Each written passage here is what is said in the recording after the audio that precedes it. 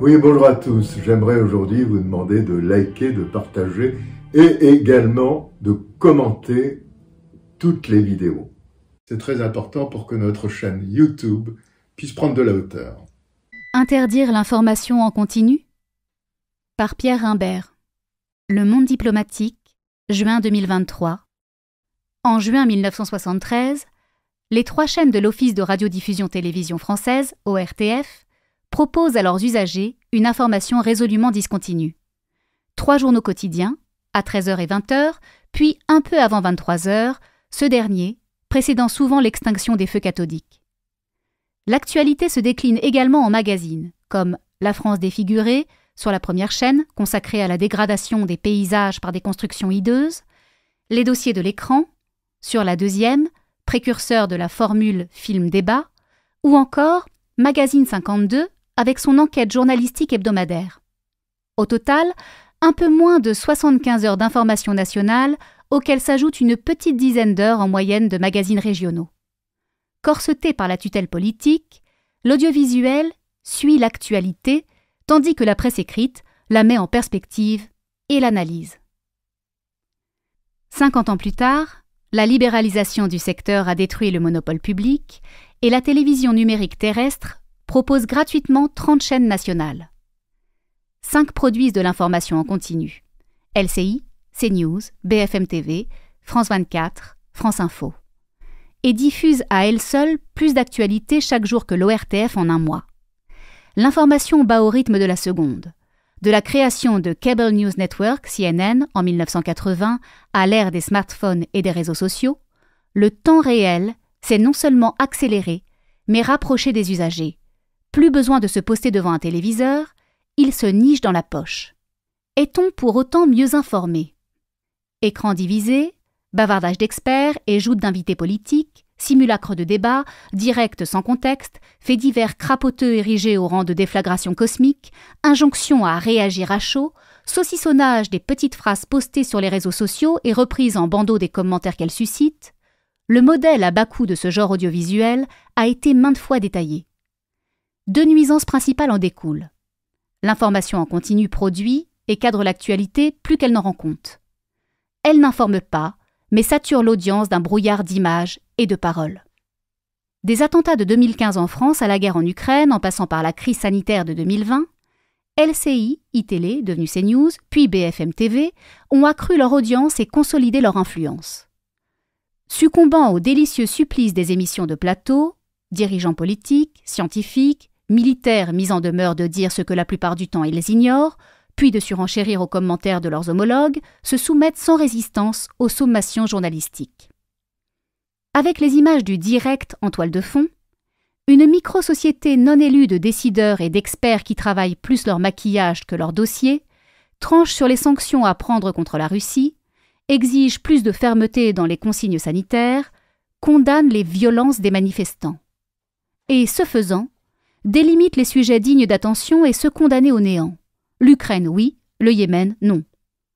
Du 10 au 27 février dernier, l'accident de voiture de l'humoriste français Pierre Palmade a été presque 10 fois plus cité sur BFM TV que le séisme simultané en Turquie, 56 000 morts, et 2 fois plus que la réforme des retraites.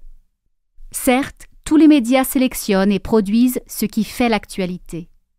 Mais CNews, BFM TV et consorts pèsent d'un poids particulier en conjoncture de crise, où chacun guette les dernières nouvelles et brûle de voir ce qui se passe. Voir peut-être, mais comprendre. Les ravages qu'opèrent ces chaînes sur la vie publique tiennent aux principes mêmes qui les constituent. Le temps réel y règne en maître alors qu'aucune institution humaine ne pulse à ce rythme continu. Sessions parlementaires, mobilisation sociale, conflits armés, vie politique, scolaire, personnelle ou professionnelle font alterner action et réflexion, travail et repos, effort et préparation, offensive et accalmie, sans oublier le rêve et l'évasion. Les médias ont imposé au monde leur horloge. Le jet continu de faits, d'images et de mots noie l'usager sous un déluge de données. Pour s'informer, il faut bloquer un peu la trotteuse, échanger, lire, mettre en perspective. On s'arrête, on réfléchit. Même les journalistes n'ont pas ce loisir. Réduits à effectuer des tâches robotisables de collecte, ils incarnent cette figure de l'aliénation décrite dans ces colonnes par l'un des plus grands reporters du XXe siècle, Ryszard Kapuscinski. Je cite. « Au Mexique, un de mes amis travaillait pour les chaînes de télévision américaines. Je l'ai rencontré en pleine rue, il était en train de filmer des affrontements entre les étudiants et la police. « Qu'est-ce qui se passe, John ?» lui demandai-je. « Je n'en ai pas la moindre idée, » me répondit-il sans cesser de filmer. « Je ne fais qu'enregistrer. Je me contente de saisir les images, ensuite je les envoie à la chaîne, qui fait ce qu'elle veut de ce matériel. » Au fond, tout concourait à ce que le pluralisme audiovisuel de marché aboutisse à une censure par saturation, comme il y eut une censure par privation. Dès 1962, le sociologue américain Bertram Gross s'inquiète de la surcharge d'informations, information overload, qui embrume le cerveau des managers. L'excès de données entrave la décision.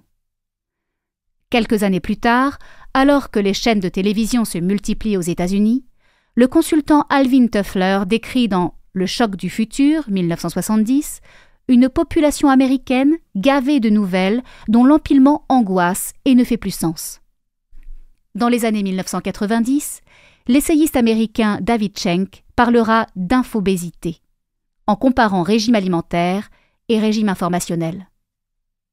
De même que le gras a remplacé la famine comme première préoccupation alimentaire du pays, la surcharge d'informations a remplacé la pénurie d'actualité comme problème majeur tant en termes psychologiques, sociaux que politiques. La numérisation et le foisonnement des canaux de communication dans les années 2000 ont popularisé l'idée d'une guerre pour capter l'attention, devenue la ressource rare, orchestrée par les industriels de la Silicon Valley. Note parlementaire officielle, Conseil en gestion des entreprises et développement personnel, l'engorgement des cerveaux saturés de données préoccupe chacun. Sauf dans un domaine, celui du journalisme. Alors que maintes travaux ont exposé le caractère structurel de la surproduction d'informations sans qualité, 64% des articles journalistiques publiés en ligne proviennent de copier-coller d'autres sites, un phénomène imputable à la concurrence, les marchands de matières grasses journalistiques se défaussent sur la responsabilité individuelle des consommateurs. Je cite. « Les gens l'oublient quand ils râlent. Si vous n'aimez pas ce que vous regardez, zappez », chapitrait un chroniqueur de France Inter à propos du traitement médiatique de l'affaire Pierre Palmade, 21 février 2023. Mais face à la croissance illimitée de l'information en continu, l'ajustement des comportements individuels ne suffit pas. Il faut juguler l'offre. Comment ? Subitement préoccupé par les manquements au pluralisme des chaînes contrôlées par le milliardaire ultraconservateur Vincent Bolloré, la ministre de la Culture et de la Communication, Rima Abdul-Malak, fait planer la menace d'une non-reconduction de l'autorisation de diffusion de CNews et de C8. Plusieurs parlementaires de gauche la soutiennent. Partielle et partiale, la mesure serait utilement complétée par une proposition à plus large spectre. Pour contenir les ravages du cirque cathodique en temps réel sur la vie politique, les candidats à la prochaine élection présidentielle pourraient s'accorder sur l'interdiction pure et simple des chaînes d'information en continu, à l'exception d'un canal public d'intérêt général. Impensable dans les années 1990 et 2000, quand la fable du pluralisme audiovisuel faisait encore illusion, l'interdiction des médias au nom de la démocratie ne pose apparemment plus de problème puisque le Conseil de l'Union européenne l'a décrété en février 2022 pour les chaînes russes RT et Sputnik. Il incomberait alors à la chaîne résiduelle d'information en continu, non plus de mettre en scène et de coproduire la politique, mais d'en rendre compte en suivant son rythme à elle, comme le font parfois la chaîne parlementaire Assemblée nationale ou, aux États-Unis, le réseau Cable Satellite Public Affairs Network, C-SPAN. Diffusion des sessions et commissions d'enquête parlementaire, discours des représentants politiques, associatifs et syndicaux, présence dans les réunions publiques et au sein des mouvements sociaux. Une telle chaîne serait en outre tenue d'appliquer le principe d'impartialité, Fairness Doctrine. Cette règle en vigueur aux États-Unis de 1949 à 1987 obligeait les diffuseurs à relayer les différents points de vue, même les plus minoritaires et les plus contestés, sur les questions d'intérêt général propres à susciter des controverses. Un pari sur l'intelligence des populations, un pas vers une écologie de l'information.